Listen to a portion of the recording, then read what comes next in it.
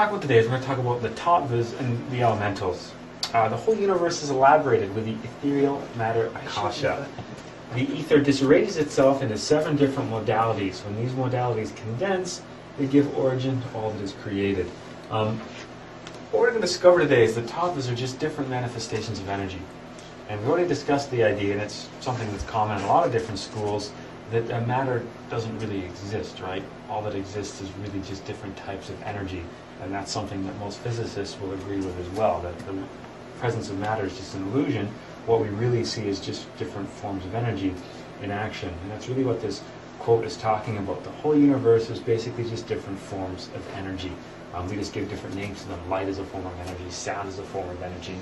Even you sitting on that chair right now, the reason why you're not falling through that chair is at a molecular level, the molecules of the chair are repelling the molecules of your butt. So you kind of stay separated from each other, giving you the sense that the chair is solid and hard, when in fact if you can go and look at molecules on a molecular level, we know there's more space in a molecule than actual stuff, right?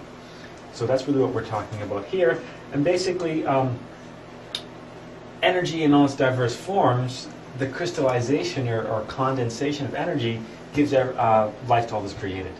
And really, if you wanted to get technical, you look at it another way, and you could call energy, God. God is everywhere. God is everything, because God or Allah, whatever you want to call it, the source of all things, is just the ultimate source of all this energy that surrounds us. And that's what we're going to be talking about today. So let's start with the idea of prana. Prana is the cosmic energy. Prana is vibration, electric motion, light, heat, universal magnetism, fire, life. Everywhere we go, we see prana. Prana being almost like the root of all things. When we breathe, we're pulling in oxygen and carbon dioxide, nitrogen, and all this kind of stuff. But the other thing that happens when we breathe is we're drawing in this energy of the universe, this prana, which flows into our body. And remember last week, the practice we were working with was a pranayama, right? It was a way to manipulate this prana, a way to manipulate this energy inside our body. So prana is the cosmic energy. If you think of, as an analogy, let's say there's a god. When he exhales, he breathes out that prana, which then gives birth, gives existence to everything that's in this manifest universe. Prana is the life that palpates in each atom and in each sun. Prana is the life of the ether. Okay, ether is just a different form of energy that we're going to look at. So prana is the life that palpates in each atom. Prana is the universal life force that we see everywhere. What keeps atoms together? What keeps the electrons circulating around the nucleus? It's all prana. It's the source of everything. We say objects like this blackboard is built out of components like wood and metal and plastic. Wood and metal and plastic is built out of molecules. Molecules are built out of various elements like nitrogen and oxygen and that kind of stuff. Elements are built out of various atoms. What are atoms built out of? Atoms are built out of different types of prana, different types of energy. Prana is transformed into a very divine substance. The name of this substance is akasha. So what we're looking at, and that's what we're going to see today, is different levels of energy. So we've got prana being transformed into something called akasha. You may have heard the term akashic records before. Yes. The akashic records are just a way of looking at this energy. Everything that happens, it happens because of this energy. This energy, you can think of it almost like a piece of magnetic recording tape. And every single event makes an imprint on this energy. And in the Akashic records, it's a way we can go and look at different events in different times of Earth's history. You can kind of think of the Akashic records like the internet of the higher dimensions. The Akasha itself, the energy, becomes like the World Wide Web, and the Akashic records is kind of like a way that we can access this infinite source of information. The Akasha is a marvelous substance that fills the entire infinite space, and that when modified becomes ether. So we're just looking at different types of this energy. We've got prana, we've got ether, and we've got akasha. They're all just energy at different levels of vibration, different condensations, you could think of it. So are they all prana?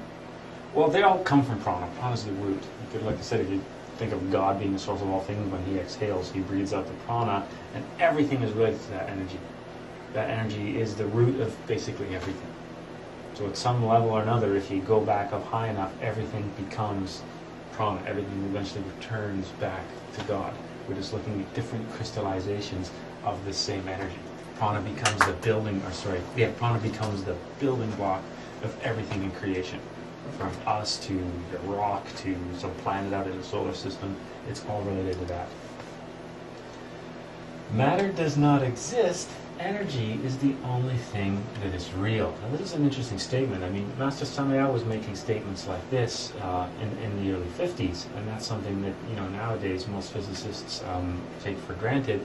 But at the time, that was somewhat of a controversial thing to say, that in the end matter doesn't exist.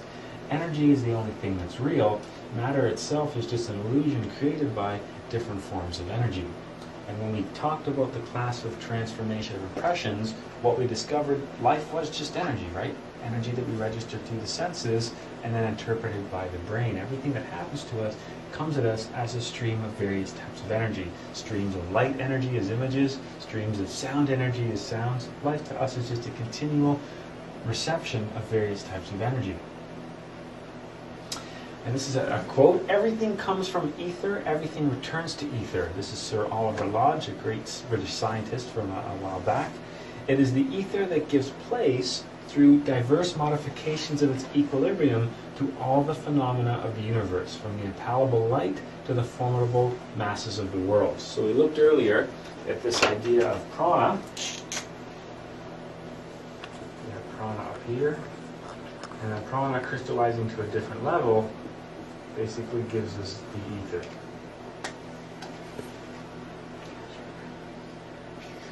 Ether, it's just another word of saying energy, right? So prana, the source of, you know, breath of God, the life force behind everything, becomes various forms of energy. You can substitute ether for energy. So everything comes from energy, everything returns to energy, right? And that's the law of conservation of energy. Energy can neither be created nor destroyed, just change in one form to another. That's one of the laws of thermodynamics that we know from the universe. It is energy that gives place to diverse modifications of its equilibrium to all the phenomena of the universe. So really, if we substitute ether for energy, it's really the same thing. Now, the Tattvas themselves, the Tattvas become different modifications of that energy. If we think of ether as white light, we know white light is composed of various colors, right? If we think of ether as the energy, that ether is composed of different types of energy called Tattvas. Colors are to light what the Tattvas are to the ether. How do you say Tattwas? Tattwas. It's a W, but it's pronounced like a V, kind of like in German, how the V's are. Yeah. Polish too. Yeah. Yeah. Yeah, Exactly. Polish is the same. And sometimes if you search or find more information on the internet, you'll sometimes see it with a V and not a W as well. Same kind of thing. So ether modified becomes what we call the Tattvas. White light, when modified, brings us all the colors of the rainbow. So ether is to the Tattvas as white light is to the various colors in the energy spectrum. Tattvas become just different cycles of vibration, different wavelengths of the universal energy, the ether. Because really that's all colors are. It's just light with a different wavelength. Light vibrating in a slightly different way, which gives us a different color. This ether, when it vibrates in a different way, brings us the different Tattvas. The different Tattvas then are just different cycles of vibration, different rates of vibration, different frequencies or wavelengths of this universal energy, the ether. Why we study the Tattvas is what we're going to see today. The different cycles of vibration control and influence many factors of our lives. And that's what we're going to discover today. There's many Tattvas active at different points in the day. And these different Tattvas, the different frequencies that they produce, exert an influence on our lives. This is going to look like, or is similar in many levels to almost like astrology, how the planets and the stars influence our lives. But this is happening much more rapidly on a daily basis. To look at astrology, you're talking about sometimes conjunctions which occur over years or much larger periods of time. We're going to see the Tattvas. This is just another one of those external forces acting on us on a daily basis. Remember that as human beings with our ego, we don't have control over the ship of our lives. We're that small ship tossed about in this large stormy ocean where the wind and the waves steer where we go. The Tattvas become the wind and the waves in many situations. They're another external influence acting on us that exerts all these little different pushes and pulls on our lives. What we're going to do today is we're going to find out what each of these types of vibration are. We're going to find out how to see what point during the day they actually manifest, and we're going to see the different influences they exert. Some of the tattvas help in some situations, some of the tattvas actually can hinder us in some situations. So they're just another type of influence that's being exerted over our lives. And the more we study about the influences exerting over our lives, the more we learn to work with them, we can make many aspects of our life become easier. When the tattvas condense, they give origin to all that is created. So you basically got the prana, which becomes the ether. The ether splits up into the different tattvas, and the different tattvas give origin to basically all matter. So everything around us being just various combinations of the tattvas. Just like that white light splits into colors, and those colors give form to everything that we see before us. Those various combinations of colors give form to everything that we see before us in this room. It's the same analogy. The white light, the ether becomes the tattvas, the white light becomes the colors, those colors give form to everything that we see. The ether becomes the tattvas, those different rates of vibration give creation to everything that we see around us, everything in our physical universe. So is prana another word for spirit? Yeah, you could call it that, absolutely. Yeah, you could call it that, absolutely. Yeah, same concept, same thing. The study of the various vibrations of ether, the various vibrations of energy, which is what the tattvas are, is something that Master Samael tells us is indispensable in various aspects of our lives. It's one of those things that is influencing us on a daily basis that we're not really that aware of.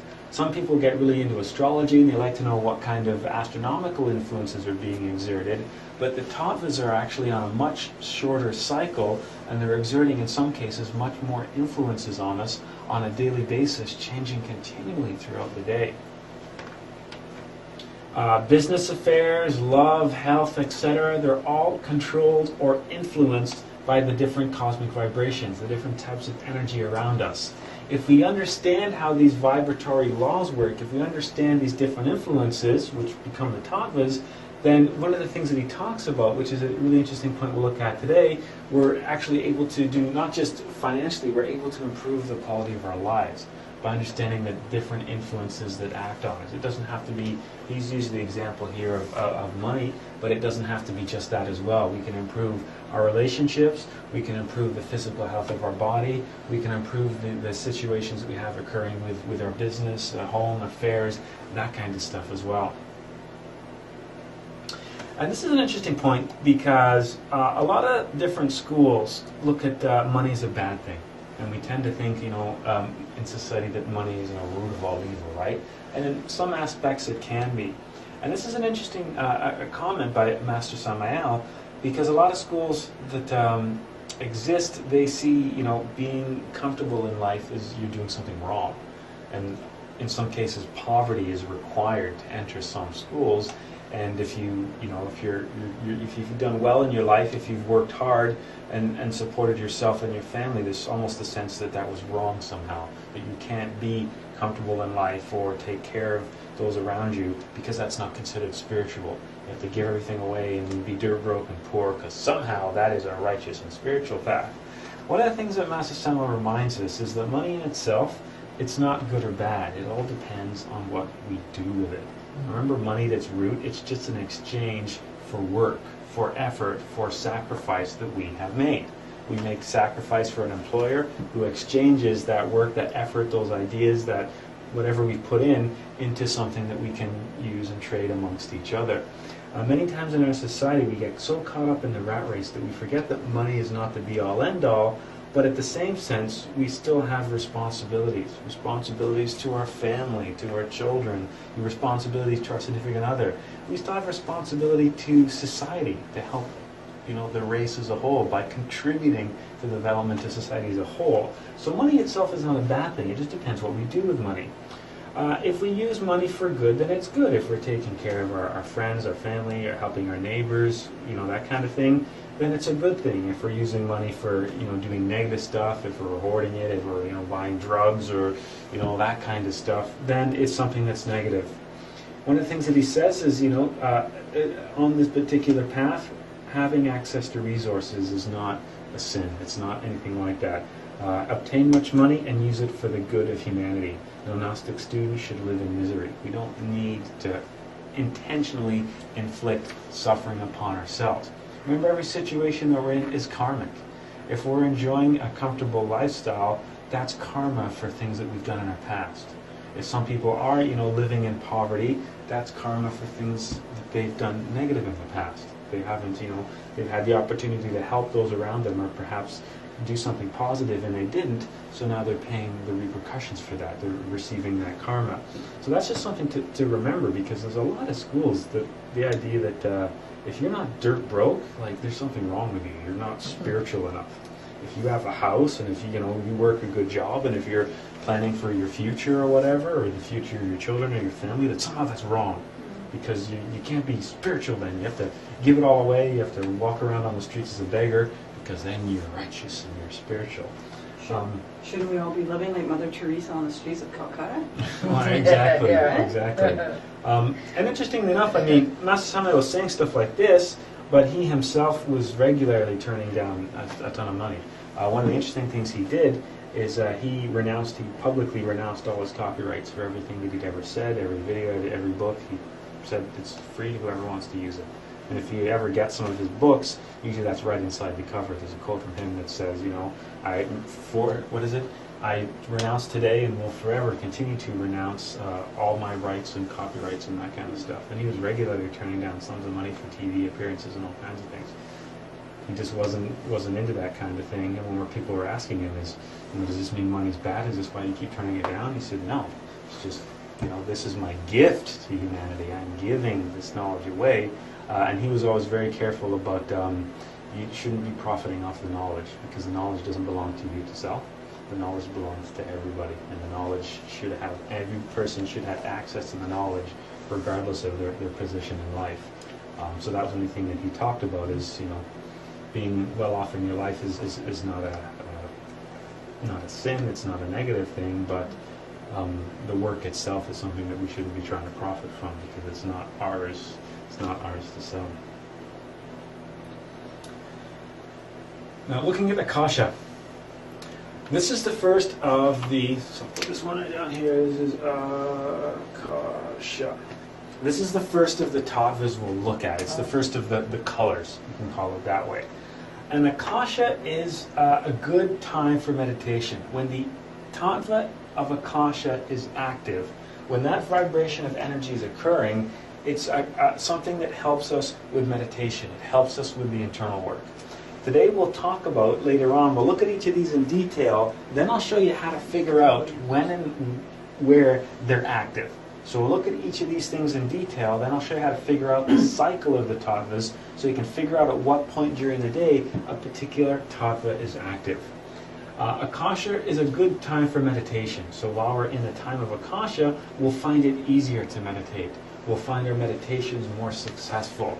If you're looking to do a lot of prayer, Akasha is a good time to do that. Just because the vibration, the influence that's being exerted at that point by that energy is one that helps with these activities. That's the positive aspect of Akasha. The negative aspect of Akasha is we shouldn't be scheduling anything related to business or love during this time, because the influence behind Akasha is to not benefit these types of activities. Now, just because you start something in this tattva doesn't mean it's always going to fail. This is just one of many influences, right? What we're looking at is all the different factors that are influencing our lives. We've got various egos. We've got karma and dharma acting on us. We've got the tattvas acting on us.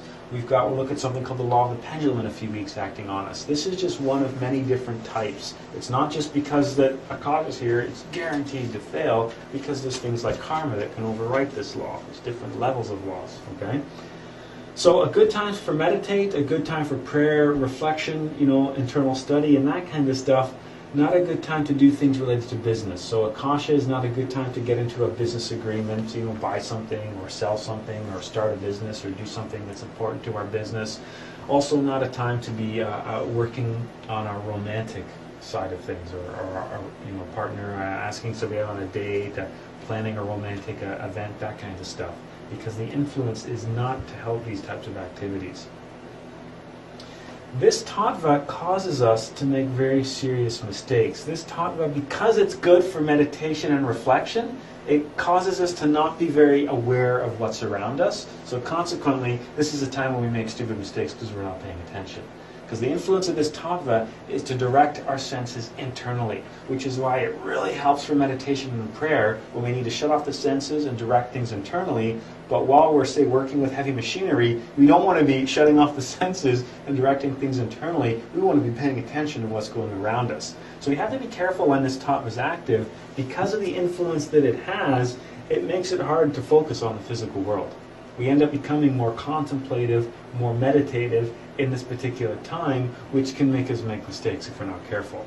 Okay, so if we're doing some important work, especially things like construction or heavy machinery or something like that, we should be careful. We should be aware of that influence. You said because it helps you to focus on your inner self. Yeah, almost like there's an influence there to pull away from the material world you see before us and go more internally. And the last thing you want to do if you're, say, driving a forklift is pull away from the material world and focus things internally. So that's the influence that's there.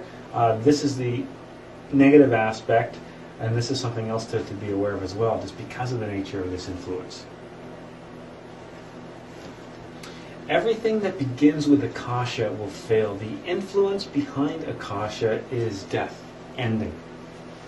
Which is why it's helpful for meditation, because that's what we're trying to do, right? We're trying to bring the death of the ego. And many aspects of meditation, reflection, and prayer are changes that we want to bring to ourselves by the death of the ego. Okay, so tattva, it's like the black tattva. It's like the tattva of death. Not necessarily like physical death, but ending. This is something that takes things down. This is something that reduces things, that ends things, that stops things. The last thing you want to do in your romantic appointments and business appointments, you don't want them to stop and to end and to be broken apart, right? That's the influence of this tattva. Great for meditation because of that, but not for things of business and material nature, planning, appointments, that kind of stuff. Because the influence here is death. The influence of change, the influence of breaking down, the influence of falling apart, that kind of stuff. The next one we'll look at is Vayu. So just another different vibration of that ether, another different color. Everything that is velocity and motion corresponds to Vayu, because Vayu is related with the air, the principle of air. Today we'll also look at the four elements, right? Fire, earth, air, and water. The element of air is related to the tattva of Vayu. And when we look at the principle of air itself, air is seen as velocity, motion, things that are fast moving, things that are fleeting, just like the air, just like the wind, things that are kind of light and vaporous in nature. The winds of the earth itself are influenced by Vayu. When Vayu is active, it tends to be windier. Okay? Things like aerial navigation, flying planes, anything that's related to the air is going to be directly influenced by this tattva, because the air element itself is a lot more active when this particular tattva is vibrating. So when this particular tattva vibrates, the air elementals themselves are a lot stronger. So one of the interesting things, the interesting observations that happens during Vayu, the negative influence that we see exerting is people talking ill about the fellow man. It's kind of petty crimes like lying, stealing, and that kind of stuff are influenced by Vayu. When we talk about, shooting our mouth off, we're talking ill gossip. That's related to the wind, right? And that's one of the negative influences of this tattva. Things that are, that are sneaky and, backhanded and that kind of stuff are influenced by this tattva. That's the negative aspect. We tend to see airplane accidents and things related to, windstorms and stuff like that. They happen a lot in this tattva, and unfortunately one of the things that also is influenced by the negative aspect of this tattva is suicides. They tend to be stimulated by this particular ether as well. This is the one that you don't want to get married in, obviously, right? Remember, this is light. This is things that are short duration, things that are fleeting. Hopefully your marriage isn't going to be of short duration and fleeting. And Gnostics, when they get married, will go to great lengths to not marry during this particular tattva. Wolfgang and Barbara got married at like 8 in the morning or something like that to the, what's the term, to the not impressed wedding party. But that particular day they chose, and they were trying to avoid this particular vibration, so that's what happened. On the other hand, though, as far as a positive influence, anything in your life that you want quick and simple, they're the things that are influenced positively by this tattva. Anything that's quick and simple turns out very well in Vayu, because that is the influence, quick, simple, and fleeting. Anything that you want to be complicated and long-lasting, that's something that's not going to be positive influenced by this tattva. So anything that has a short duration that you want to do, and if you want to quickly, run out and get something, or if you have a particular transaction that you want to do, or something related to your business that you don't want to be drawn out and complicated. Are these times of the day Yes. that you're talking about? Yeah. Okay. Yeah. And Okay. we'll look at them all in detail, and I'll show you how you calculate all these particular Okay. times of the day. Because Okay. these things happen at multiple points throughout the day. Do they stay standard each day, or do they move around? They move around because they're related to the time of the sunrise. So they're shifting a little bit by each day, right? On a much larger scale, depending on what time of year, they move quite a bit. Oh, so that's the pendulum. Yeah. Oh, Yeah. right. It is good to carry out intellectual works, because your mind and the intellect is influenced by the air elementals. So if there's something we need to plan, if there's a problem we need to solve, this is a great time to do it, because the mind is really active and really fast when this particular energy is vibrating. So if we need to solve, we've got a plan that we want to put together, or if we need to solve a problem or work on something, this is great for that. If we're, if we're doing something like writing a book or, something like that, it's a good influence. This is, Julian would like to know this one, right? He's trying to do his PhD, and this is a time that you'd be really inspired, and you'd find that the words and ideas would come a lot easier, because that's the influence that's being exerted by this tattva, because it's related to the air. And that's also related to your mind as well, because thoughts are seen as very light and vaporous, that kind of thing. The next one we'll look at, so this was the air principle. This was the death one. Next one is Tattwas. The J is pronounced an H, just to make things more complicated. It's not Tattwas, it's Tattwas. We tend to feel hot during Tattwas because this one is the fire principle. When this particular tattva vibration comes in, it tends to activate or what's the word for it? The words just aren't coming today. It's one of those days. I had a long class at work today. I'm all worded out. It tends to stimulate, that's what I'm looking for. It tends to stimulate the element of fire. So things related to the element of fire are going to be especially active during the time of Tattwas. Never argue with anyone in Tattwas, because the consequences can be serious. You've all heard the term heated argument, right? That's because the fire element is involved within that. It's because the ego's feeding off that energy. If we end up getting in an argument with somebody during Tattwas, there's a lot of tendency for that argument to escalate, because the element of fire, those passions are a lot more active in there. So this is, if we were going to confront somebody about something or something of that nature, we want to avoid doing that in Tattwas, because the consequences can be serious, because there's a lot of influence there to really escalate that argument, to really bring out that fire, to bring out that passion, that argument. Remembering once again that these are just influences. It doesn't mean that if you got an argument with someone with Tattwas, it would be a horrendous thing. It's just one of the many different influences. And part of the studies on this path is we're trying to learn all the different things that become the wind and the waves on our little ship as it navigates through life. Things like karma, understanding how that law works, understanding how the egos work, understanding how return and recurrence works, understanding how the tattvas work, understanding how things like the law of the pendulum and some other laws we'll look at later on work. So these are just one of the influences. So it doesn't mean that everything is going to be related to just the Tattvas. There's other influences there as well, obviously. We can use the time of Tejas to work intensely.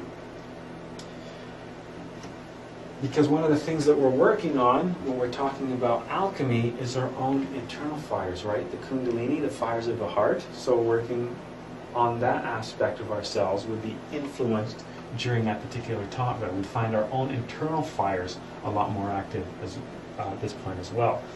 As far as marriage, that's one of the ones you want to avoid. So you don't want to get married in Vayu because the influence there is for a quick, fleeting, light, vaporous kind of marriage. You don't want to get married in Tejas because the influence there is for that the argument that the negative aspect of fire. The most terrible explosions and accidents happen in this period of the Tattva Tejas. Big fires and that kind of stuff are instigated by this particular Tattva. Forest fires, fires in homes, explosions and things like that tend to be more influenced by this Tattva just because the element of the fire is a lot more active, a lot stronger during this particular Tattva. The next one we'll look at is Prithvi.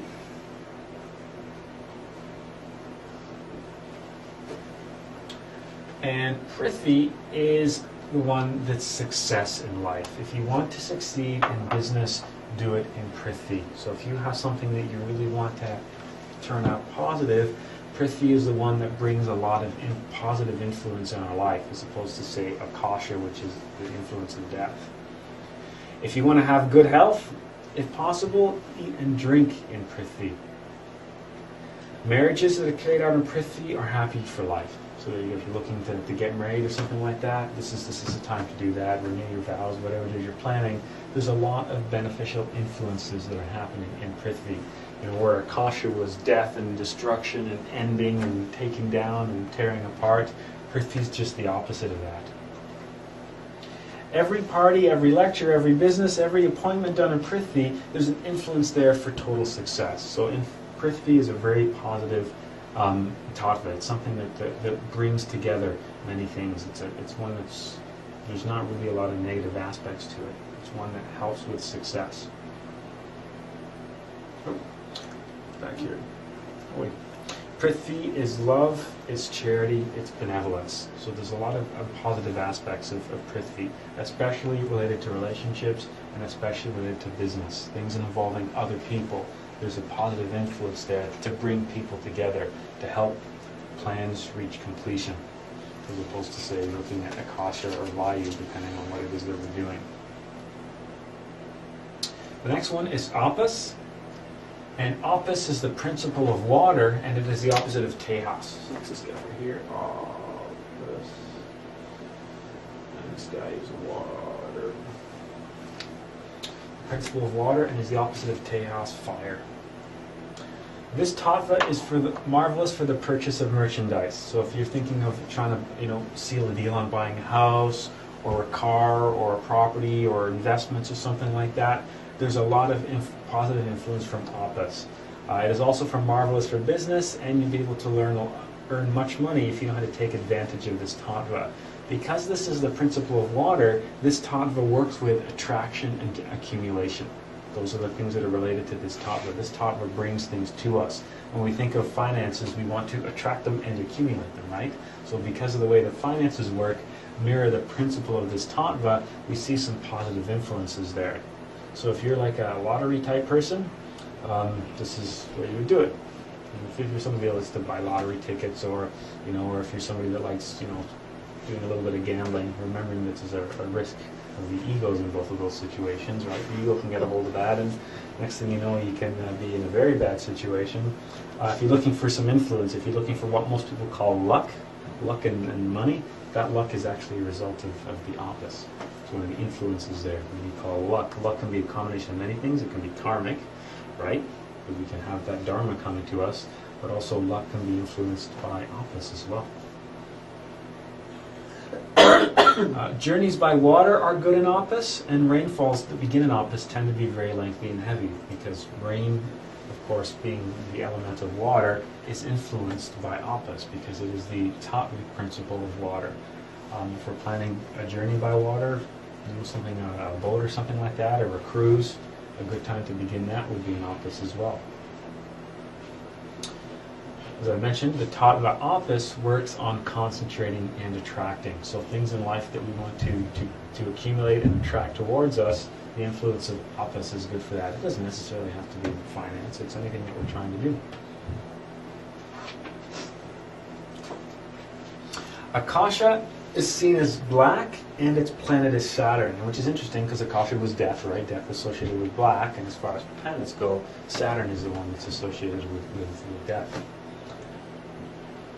Vayu is greenish blue, and Mercury is its planet. When we think of Mercury being air, being light, being fast, that's what Mercury was. Right? Think of the god Mercury, which is the god Hermes.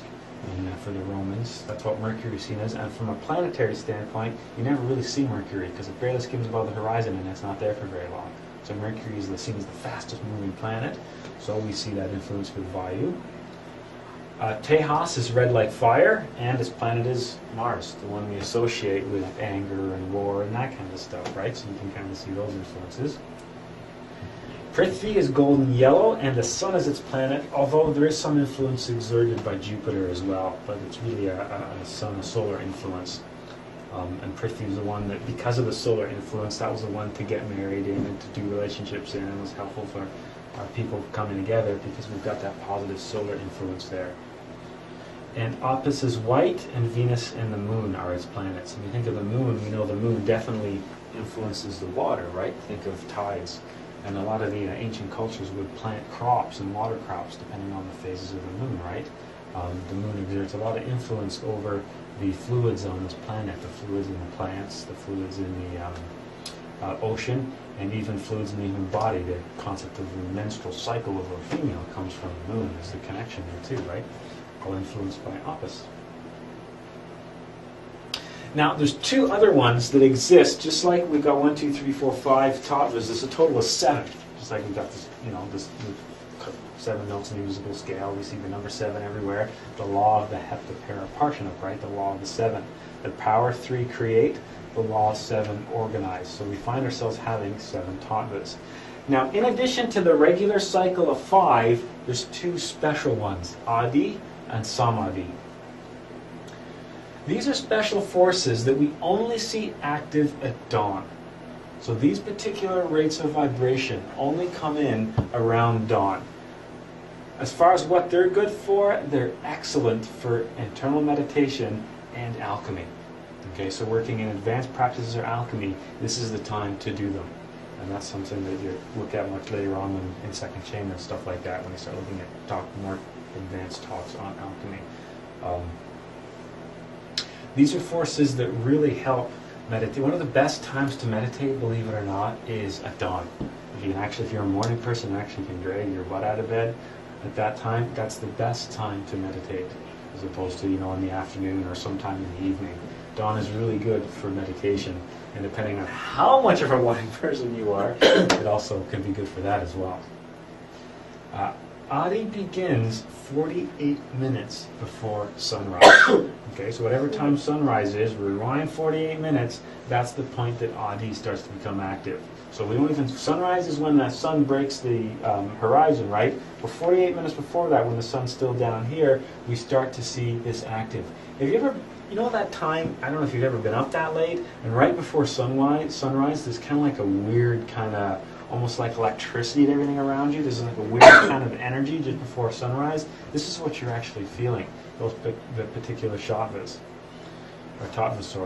Samadhi begins 24 minutes before sunrise. So rewind 48 minutes before sunrise, we've got Adi, and Adi runs from 48 minutes before sunrise to 24, and then from 24 minutes to sunrise is Samadhi. So if the sun, or let's say the sun rose at, 6 o'clock, we looked at 48 minutes before 6 o'clock would be like 5:12, right? So from 5:12 to 5:36, those are your 3 stages. So this one here would be Adi, and from here to 6 o'clock would be Samadhi. Okay, so you're looking at 2 specific points of vibration. 24 minutes and 48 minutes. But that first one, Adi, Mhm. goes actually right through to the next one. No, it Stops? Yeah, this one transitions into the next one. It doesn't carry through? No, Okay, no, the one, they always merge from one to the other. okay, It always there's like a transition of Adi into Samadhi into the next one. okay. Yeah, so this one is 48 and this one is 24. When this one begins, that one ends. There's like a crossover point. Okay. Okay, this is how you calculate the Tattwas. This is the way that you can figure out when they're occurring at any particular day. The vibration of the Tattwas, the Tattvic cycle, begins at the exact point of sunrise, with the exception of the two that we just saw. The only time that Adi and Samadhi activate is the 48 and 24 minute period before sunrise. Once sunrise starts, then the Tattvic cycle begins, because the sun is the influence. The sun is seen as the source of all energy, right? So the presence of that sun initiates this cycle. Each Tattva vibrates for 24 minutes, repeating at 2-hour intervals. Okay, because there's 5 of them, and 24 minutes times 5 gives you a 2-hour cycle. Okay, so each Tattva vibrates for a 24-minute period. The first Tattva is Akasha, followed by Vayu, Tejas, Prithvi, and Apas. So the order in which we reviewed them is the order in which they occur. That's the cycle they're operating on. Okay, Akasha, Vayu, Tejas, Prithvi, and Apas, and then starting the cycle again. So this cycle that you see right here, this is a 2-hour cycle. Begins with Akasha, transitions to Vayu, Tejas, Prithvi, and Apas, and then begins again at Akasha. Yes?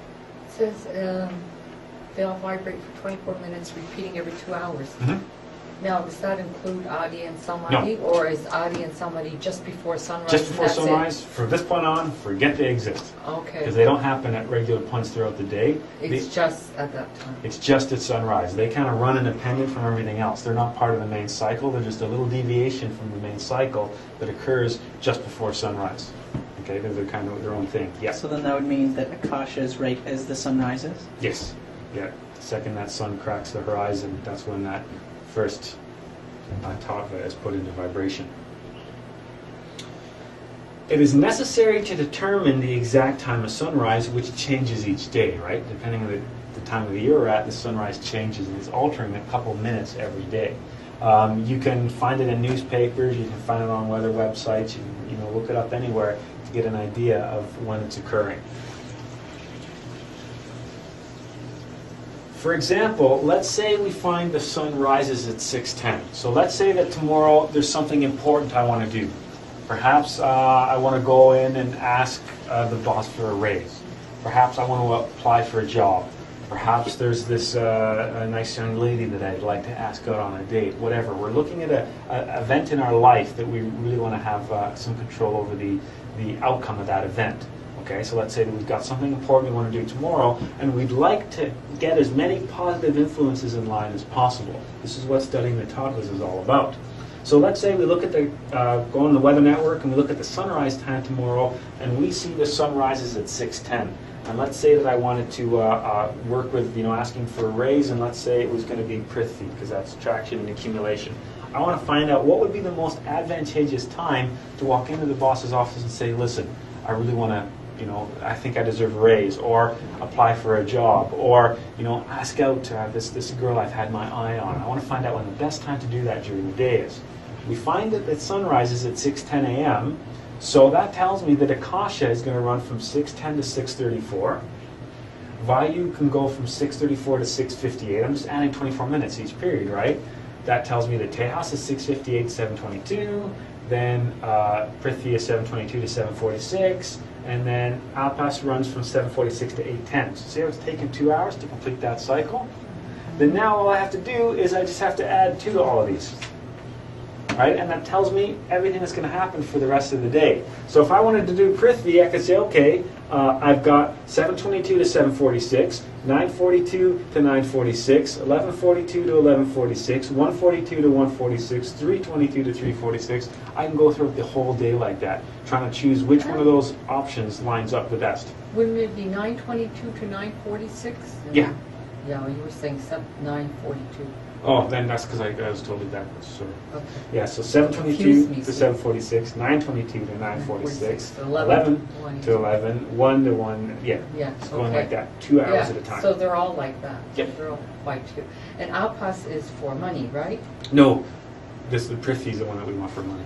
That's the accumulation and attracting. It's the bringing things so to for us. lottery is Prithi? Yeah. Oh, okay. Are there any implications to the longer and shorter days of the year? I mean, obviously, you're going to get more cycles in a longer day, but the reality is that you're not always going to have an exact 2-hour interval at the end of the day, so you could end not at Apas, you could end at one of the others. Yeah, exactly. And then right before sunrise, you're going to get the two weird ones that happen on their own anyway, the two Adi and Samadi. So they're the ones that really change where they are, because the sunrises we know changes a lot. And remember that, this is irrelevant to daylight savings time or whatever, because it's totally influenced by the time the sun rises. So our interpretation of hours and stuff shifts around that, but the whole cycle is always determined by sunrise. Can this go through the night too? Mm-hmm. It can go all the way through the night. Yeah. Just 48 minutes before sunrise, it pretty much dies out. Yeah, and you've got Adi and Samadi that kick in. This is a bit of an annual question, but what happens up north when you have like 24-hour sunlight? Oh yeah. Yeah, or 24 hours of darkness. Yeah. Whoa, Huh? that's weird. I have no idea. What would happen then? It just occurred. I don't Just know. messed him up. Yeah. Yeah, you've got that constant presence of the sun. I don't know, and that's one of the weird things of being in those environments. They do really strange things to humans that live in those That environments, wouldn't right? apply then, would it? They're still there, but I don't know, maybe not. The sun is always out. Maybe they're happening on a much, much larger... I wonder if the time is slowing down the closer you get to the top of the pole. Because the closer you get, the longer the sun is, the more they would be stretched out, maybe. And That's an what happens interesting when there's observation. total darkness? I don't know. for You'd be 6 looking months, at you that, know? instead of happening in Messed a up. day, it'd be happening 6 months and 6 months. So Yeah. I wonder if that whole cycle is... The other thing Stretch that that out. would be really weird is travel, right? Like, we went to Hawaii a couple of years ago, so we were up for like 36 hours straight, but you're going through time zones, so you would You'd actually be driving, as you're changing your position relative to the sun, you'd actually be traversing through these different Exactly. energy fields. That's kind of cool. Yeah, now you blow my mind with that kind of North Pole, South Pole. I don't know. That's Yeah. a good one. Depression is a problem in the north if you're not, when the sun isn't there. Yeah, because you're basically stuck in some of those darker Where our ones. family it went dark in the 10th of December and it went 1st of December and it was dark till 10th of January. And of course, further north you go, the longer. The longer that is? Wow. See, the Arctic Circle is the cutoff point. It Mhm. never, if you're below the Arctic Circle, it never gets dark. If you start to go above the Arctic Circle, it progressively gets darker. So you had 6 weeks of darkness, Yeah. basically. Wow. Well, what my daughter did was put in a California ceiling in her kitchen Mhm. with bulbs so that she had daylight Oh, bulbs. you can get those full spectrum And bulbs. she put the whole ceiling in its light. Interesting. Well, they were there 13 years, Oh, oh my Wow. God. That would have been an experience. so I don't know what they did about this. So these cycles you said are based on the cycles of the sun and the moon. So which, if Akasha is when the sun rises, is there certain ones that reflect when the sun is highest in the sky and when the sun sets? No? Okay. What was Alpas again? That's the moon, isn't it? Yeah, that's the lunar one. That's the water. Okay, oh, water, yeah. Yeah. What was on this one? And the cycle repeats again. So we just throw 2 hours on top of Yeah. all that, et cetera, et cetera, et cetera. Now, when you first see this, there's an inclination. You can go a little bit crazy on this. I did it for a little while. I think Wolfgang did it for a lot longer time I did. Suddenly you try to make everything that you do fit to the schedule. Yeah, good luck with that. Let me know how that works out for you. You can almost go Bonkers. crazy. You're like, okay, I'm going to do something. Oh, wait. Okay, 6 minutes. You can almost go crazy. I made an Excel spreadsheet. You punched in the sunrise, and it would like populate everything for the entire day. So I like, okay, start my day with sunrise on this day. And, okay, and then highlight everything. And forget it. You go crazy. Now, if there's something big that I want to do, if there's something important in my life, buying a house or selling something or buying something or looking for something or an important conversation or something like that, or the ones for meditation are good, definitely. But you go crazy trying to fit your entire life to this particular schedule. I did experiment with the one for the gambling. I sat there and waited, and then when the right time came, I fired my $20 bill into a slot machine, and in 16 minutes walked away with $280. So there's my little fortune. So you could say, maybe it was just coincidence and it wasn't really the toughest. I don't know. There you go. But yeah, the way I looked at it is I said to myself, if I win a whole lot of money here, I'm going to, do something positive with what I get. Right? I'm not going to put it in my pocket or, go on a real drunken bender or something. I was going to do something positive with it. Remember that you need to know the exact time of sunrise to be guided by the Tattwas. It's a good idea to have a watch and try to take advantage of the Tattwas in practical life, meaning that you're seeing as a major decision in your life. It's just one more thing to get in line. Getting the ducks in line on everything. It's always good to try to do a little bit of self-observation to try to see what egos are behind the particular motive for the event that you're going to do. You might want to look at your horoscopes or astrology on a much larger scale. You also want to check what's going on with the Tattwas. You want to line up as many positive influences as you can, or eliminate as many negative influences as you can to see whatever it is you're trying to do to go to fruition. Any questions about the Tattwas? If you say, for instance, taking an exam for 3 hours, you can go through all those Tattwas, can't you? You could. Everyone will influence you all the way Yeah, through. and the important thing to remember, that was a good question, because some things are going to take more than 24 minutes. It's what the influences are coming into place, condensing when the event begins. So it's like when you first take that first step, it's the push that's behind you. So if you're looking at something like, going to, I don't know, like a complicated business transaction like selling a house, well, it's not going to happen in 24 minutes. That could be days. But it's that push that starts the event. It's important to make sure the push is the right one. A push in the right direction as opposed to, say, a push in the wrong direction. Because many things in life don't happen in a 24-minute cycle. But as that event is coming into crystallization, all those forces are merging to initiate the event. And when you want to make sure the forces merging to initiate the event are the ones that are going to be conducive to it. Yeah, so presumably, if you're going to sell your house, okay, and you pick a certain time, hopefully the person who's with you is going to go along with you, because, say for instance it's 9:10 or something like that, and you want to get them there at 9:10. How do the two mesh? Your buyer's here and your real estate person, and you're there, and you started. Well, 9:10 is going to be a good time. What happens is these other people can't get that night. You invite them early, offer them a cup of coffee, have a seat, and start that's in the 20 thing. minutes. That's You've got what- into an earlier time. That's what I mean is you can go crazy trying to do much of this stuff. Think of a wedding, and a wedding doesn't happen in 24 minutes. No. But you could say the beginning of the ceremony happens when that Tattva comes in, when Prithvi starts. That's when I want to be walking down the aisle, because that's everything's kind of funneling to that point. Think you want to sell your house. Well, when is it you're going to contact the real estate agent and put the listing in? You want everything that's coming together at that point. Look at it that Or way. the opposite, if you want to buy a house, would you? When are you going to put your offer in? Oh, when you put your offer Yeah. in, you want to put it in at Prithvi. Yeah, you want to say, okay, I really want this house here. I'm going to put my offer in. This is the time that I want to go across. This is the influence that I want behind that push. Because there's so many little things that are going to end in 24 minutes. Yeah. But it's the influences that are in place. Because remember, when we think of something, we've created it in the mental plane, and we want to crystallize that action down into the physical.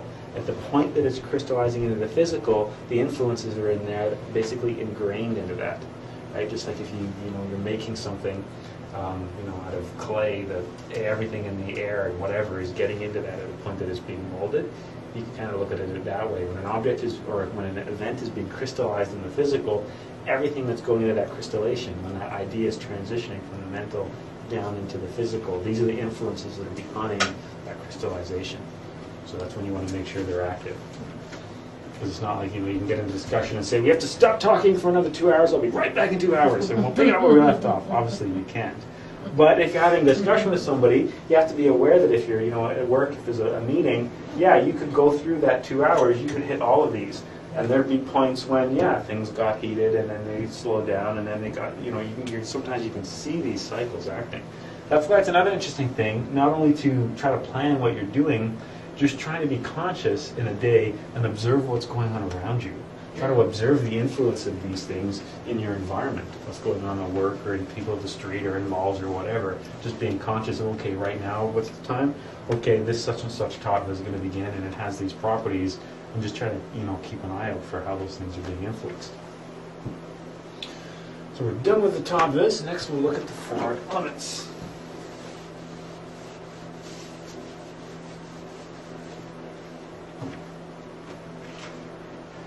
The 4 elements of nature are also condensations of that ether. Okay, so we have the ether that gave us the Tattvas, and as we saw, the Tattvas related to the 4 elements as well. We can look at the elements as being further condensations of the Tattvas, energy crystallization on a different level. So when the Tattva of, say, Apis, which was water, when that crystallized even on a lower level, it gives us the elemental of water, which when that crystallizes even lower, gives us the actual element of water, the actual water that we're familiar with. It's just different levels of crystallization, different condensations of that energy. And that's kind of what the tree of life here shows us. Once again, pointing at it again, we haven't talked about it. It's phase C, but this path that's being traced here is called the ray of creation. And as basically the energy of God descends and condenses through the different dimensions, it gives basically all of creation. Everything from the 7th, the 6th, the 5th, the 3rd, the 4th, the 1st, the 3rd dimension where we are, and even the infra dimensions, the world below us. They're all just different condensations of the energy that comes from the source. And just like, God breathing out, that breath condenses and becomes different things. The first element is ether. You sometimes see this called spirit. Okay? As far as our body, these elements govern different areas of our body. The element of ethers is always, we've got fire, earth, air, water, right? But there's always referred to a 5th element. And that's something that's illustrated when we see the figure of the pentagram. Right? The pentagram has 5 points, which relates to the 5 elements as well. Fire, earth, air, water. The 5th one is sometimes called ether, or also called spirit. Sometimes you see it fire, earth, air, water, and spirit being the 5th one. I thought ether was energy. Yeah, but then they called one of the elements, one of the manifestations of that energy, ether as well, just to really complicate things. Uh-huh. Yeah. Call it spirit. Spirit. Yeah. To outright it temporarily. Yeah. Because if you look at more of the modern books that are written, you'll see fire, earth, air, water, and spirit as well. Sometimes you see it even called light. Fire, earth, air, water, and light. Same thing. As far as our body, the area of our body that we see influenced by the ether is from the top of our head to basically between our eyes. Okay, so that area of our body is governed by the element of ether. And why we're looking at the areas of our body is later on today we're going to do a practice that works with the elementals to heal our body. And we're going to go through healing these various areas of our body, working with these elementals. So we'll do that at the end here. Each particular elemental, or each element, has a governing body. God is such a weird term to use, right? You could call it a deity, you could call it a governing intelligence, you could call it a director, you could call it an organizing principle, whatever you're comfortable with. Okay, in the ancient religions, they were called gods and goddesses, or devas, or angels. You could call that the angel, whatever. These are just the intelligence that governs this particular principle. Because everything in this universe that has order has a governor, has some force that's responsible for the allocation of that particular element. You could think of it that way. The name of the divinity or the intelligence behind the ether, behind the spirit or the light, is Sudashia. The elementals The things responsible for the physical manifestations of this element ether are referred to as puntas. These are the ones you probably haven't heard of. The other elementals you're going to be familiar with. Okay, so this is the governing principle, and you can think of this guy as the boss, these are the workers. Think of it that way. Okay, so the elementals, those are the smaller forces, the smaller things that are responsible for the administration, the manifestation of this ether. Okay, at a much larger level, you've got the divinity, the deity, the intelligence, Sudashia. The next lower level, you've got the elementals, and then you've got the manifestation. So you could look at it, let's just call it we could call it like you've got a god, and then you've got the elementals, and then you've got the manifestation. So behind this candle flame, this physical flame you see is the manifestation of the fire elementals. The fire elementals being governed by a separate force that would be seen as the god of fire, looking at it that way. Okay, it gets confusing when you start talking about gods because it brings up all these different connotations. And there's a mantra that we can use that activates this particular element, that activates the element of the spirit or the element of ether, and this is the mantra Ha, just a Ha. And this is an interesting mantra because when the Spanish conquistadors came to the Mayans, and they asked them what their god was. So the Spanish, they wanted to see, of course, if they were Catholic, because the Spanish were all about converting everybody to Catholicism. They were, what kind of God do you pray to? Who's your God? And, through translator, obviously. The great mind priest he did what was known as the great breath, just a symbol of God breathing everything into existence, sometimes referred to as the great breath. Working with this mantra and working with these elementals on this area of our body, this is what we can do. We can basically help cleanse our mind. We can help improve memory, improve intellect, improve consciousness, basically strengthening and enlivening our brain. Okay, so if we're working to stimulate these elementals on this area of the body, and we're going to do a big practice night that works all of this in, this is what we can do. So if we have memory problems, things, might be, something like a bad memory, or we're trying to remember something, or if we're familiar with somebody that maybe has like a problem like Alzheimer's or something like that, we can work with this particular mantra and these elementals to help heal that area of our body, basically strengthening and enlivening the brain and the whole mental process.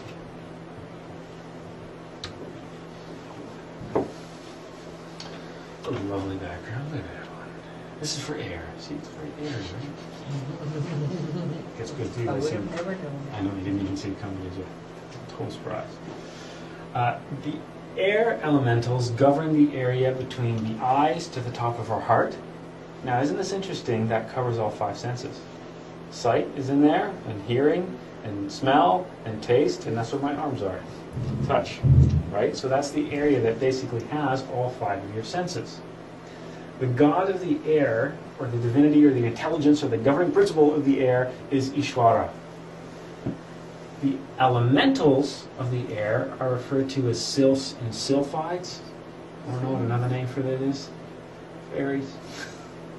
Right? The classical concept of fairies floating around. Fairies are the air elementals. Yes, when small children would go play in the woods, they would see fairies and gnomes. Fairies and gnomes, not like little guys with hats running around and little women with wings. They were the elementals. Remember, small children have different things active, and they're able to see many times into the higher dimensions. A lot of imaginary friends children have are actually intelligences, elementals in other dimensions. Anybody ever watched kids playing with imaginary friends? Tell me that they're not actually seeing something there. What's really cool is if you put yourself in the right state, you can actually see what they're seeing as well. That's something we lose the ability to do over time as we get older and the ego takes over and the consciousness starts to die back. Is that the same thing that animals see then? Mm-hmm. Yeah. Animals themselves are related to elemental creatures as well. Animals are a good bridge between pure elemental creatures and where we are, especially things like cats. Things like cats and dogs, they're tied into this for sure. I'm a little confused about what elementals are. Mm-hmm. What are they? Like if we looked at the candle flame, right? Yeah. The physical manifestation of this candle flame, Yeah. there's something has to govern, like that's burning, right? There's something behind that particular flame. What's behind that is the elementals, the forces which are acting with that fire. Okay, and those forces we call the elementals. The elementals became the fairy tales. They became the mermen and merwomen. They became the gnomes and the dwarves. They became the fairies, and they became the dragons and the salamanders of the fire. That's how they worked their way into folklore. A lot of the ancient people were in touch with elementals. Native Americans were very in touch with elementals. They would talk about the spirits in the water, and the spirits in the trees, and the spirits in the rocks. Those spirits were actually the elementals. You can communicate with them, their intelligences, their forces. If you want to work with how did ancient people know what healing properties certain plants have? How did ancient people know to stay away from that plant, but this plant was good for whatever? Because many times the shaman, the medicine men, what they would do is they'd be able to communicate with the elementals to learn about the properties of the plants. And the elementals would be able to teach them about what the plant did and how that plant would interact with the human body. Are elementals like spirits? Yeah, think of it that way if you want to think of it like that. Yeah, spirits, but remember, a spirit, an angel, a god, a divinity, whatever, they're just entities, they're intelligences. Okay? I thought that was good. The book I'm reading at the moment is saying the elementals are the second, I'm trying to say division, but it's not division, second level. Like we're the third dimension, Yeah. And the elementals are on the second dimension. Yeah, just above us. Actually, this book's saying just below us. Just below us? Yeah. That's It goes different. from second to the third, and then fourth and fifth and so on. Oh, I see. Yeah, but, yeah. Okay, the one. But yeah, okay. I see what you're saying. Because right now we're three. There's length, width, and height in front of us. Yeah. But if you call that three as one whole, then it's a level outside of that. I see what you're saying. Yeah. Yeah. Absolutely. Absolutely. Because yeah, in front of us we see length, width, and height. This is the three-dimensional aspect of that flame. That flame has height, width, and depth. Right. That flame exists three-dimensionally. But the elementals are outside of the three dimensions. They're a level outside of this. There's a mantra that stimulates the air elementals, and that's the mantra of Ya. And these elementals, working with this mantra, have the ability to improve our senses. So if we had a problem with, say, our hearing or our sight or something like that, we can work with these elementals and this mantra to help heal that part of our body. And like I said, we're going to do a big practice today that goes through all of these, working on our entire body. Guess what that one is? Fireplace channel, that's right. That's what I was just thinking. Fireplace channel. I feel warm just standing here. Yeah. This is fire. Yep. Didn't see that coming, did you? And a fire, this region is from the heart to the anus, from the heart to the rectum, and this is where all the digestive stuff is. So we see our stomach and our pancreas and our liver and intestines, all the things, because digestion is related to the fire, right? That's like the furnace of your body. That's where everything's broken down and the heat's That's right, created and yeah. that kind of stuff. So these are related to the digestive fires. The god, or the governing principle of fire, is the god Rudra. The elementals are the salamanders. They were always dragons, right? Dragons and things that live in the fire. The salamanders of the fire. Salamanders, it sounds funny for us because there's actually lizards named salamanders. Yeah. Why the That's lizards why were we- called the salamanders weren't named after the lizards. The lizards were named after the salamanders because it was an early belief. Because lizards in the desert lying under the sun all day. Early people used to think that lizards were like immune to fire. And oftentimes, after forest fires and stuff like that, when trees burn down, salamanders would actually inhabit the burned out ruins just because whatever the pH of the soil was right for them. So after big fires, they'd go into forests and they'd turn logs over and all these little lizards would skitter out and be like, oh, the lizards that came from the fire. So they called them salamanders. But dragons are also kind of related to salamanders as well. That was a Breathing symbol. in fire, yeah. Yeah, because there's this connection there. The mantra is everyone's favorite rolling R. Sorry. It's not gonna happen. And if we're looking for working with these elementals in our body, all the organs in this region, this is something we can use to fix them and enliven any problems we have with our digestion, stomach, and ulcers or something like that, or problem with the intestines or pancreas or something like that. We could work with this mantra and these elementals to help work on that area of our body. What's that one? No. It's the earth. No, that's obviously the water. That one governs the region from the anus to the knees, which is where our waterworks are, right? Thinking of our waterworks. The excretory areas of the body. There you go. Now the god is Narayana. The elementals are the undines and the nymphs, which later on became the mermaids and the merpeople. Right? The spirits of the water. And the Native Americans would talk about the spirits of the rivers, the spirits of the lakes. They were talking about the elementals because with the third eye active, we can see. That's another interesting side effect, actually. That candle meditation is really interesting because if you meditate on that candle flame long enough, and if you get good enough at it, what actually starts to happen is you start to perceive the elementals of the fire. Once you keep your concentration on that flame, and if you're able to quiet the mind and activate the higher senses, you'll see the elementals responsible for the flame. Same thing with that plant meditation that we do. That's another reason why you can do that. You can meditate on a plant, and if you do that meditation properly with enough concentration and practice, you can actually see the element of the plant and then start to communicate with it, which sounds totally strange. I mean, people talk to plants and plants respond. You can really talk to a plant if you want to. Yes? So what exactly would that look like? Elementals, they often look, it's funny, like little children almost. It's totally bizarre how that sounds. And like I said, speaking of the relationship between humans and plants, that's how a lot of the relationship began, is communicating with the elementals, right? And learning how to use them. And a lot of, what's the term, entheogenic plants, that's how humanity discovered their properties, is working with the elementals. And that's why some plants were used in some cultures to bring about different states of consciousness. Things like, mushrooms and peyote and all that kind of stuff, Yeah. which you're literally working with the elementals. They're the ones that are putting you in that state and taking you to those levels. The mantra is Va.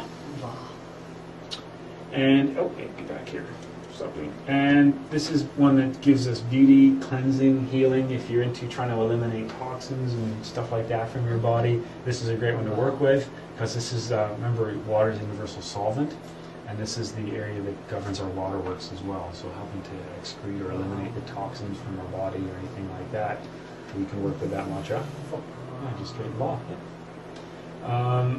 This is an interesting practice too. You can take a bath, or you can be in a lake or river, something like that, and you can make a petition to Narayana to help cleanse, purify, and enliven your body. You can pronounce the mantra Va 3 times, and then the mantra clean, which would just be clean. It almost sounds like clean, but it's not. It's clean. And then idea being that you can transfer that stuff into the water. You can cleanse yourself at a much different level, and it's like a spiritual type of cleansing as opposed to like a physical cleansing. So there's a bathtub one for you. One for the ladies with their bubble bath. There you go. It's a forest and rocks. Talking about the earth. The earth is from the knees to the feet, and that's seen as the support, the foundation of the body, but not just the knees to the feet, all the bones and joints as well. It's like the earth is the foundation of everything, basically our skeletal system, which becomes the foundation of our body. Sorry, this is kind of awkward to see, isn't it? The god is Brahma, B-R-A-G-M-A, Brahma. And the elementals are the gnomes and the dwarves, of the forest. And children would run off into the forest and they talk about playing with the fairies and the little people. That's what they'd be seeing, that's what they'd be playing with. The mantra is the Ola, L-A. And the ability, there's an interesting, anything that grows in the ground, grains and cereals especially, things that ripen in the sun, they absorb a lot of solar energy, right? They're sitting in the sun all day, they're absorbing solar energy, they're absorbing a lot of prana. We can, when we're eating grains and cereals, we can mentally pronounce the mantra Kreen to help extract, they call it the chadi, it's this Christic energy. The Christic is just another word for solar. It's not like Jesus is in the wheat, but it's like a solar energy. And that's where something that relates to Christianity, the concept of the Mass, the bread in particular, that was another symbol of this. It's actually a solar symbol. Bread is a solar symbol. It's like condensed sunlight. basically is what bread is, because the grain grows and absorbs the sun and then ripens, and then you take that grain, you take all that solar energy and transform it into food. So it wasn't just a piece of, Jesus' body. It wasn't like zombie Jesus you were eating. It was actually an ancient solar symbol. And that's the particular force that's in there. So when we're eating that kind of stuff, if we're focusing on that solar energy, we can use this mantra to help really pull a lot of that energy out to help our body. Yes? Don't you get a lot more solar energy from eating really dark green vegetables and stuff? Grain was always a symbol for that. Grain and wheat and barley and that kind of stuff. Grain sitting in the fields. It was always quinoa of grain. Yeah, there you go. So everyone spelt and all that kind of stuff. It's not. I mean, they're not the only things that are obviously plant. All plants absorb solar energy, but for some reason, grain was always the symbol of that. And corn being a type of grain too, right? The practice we're going to work with tonight is we're going to do a meditation working with the elementals. We'll do a guided meditation, and I'll take you through all of those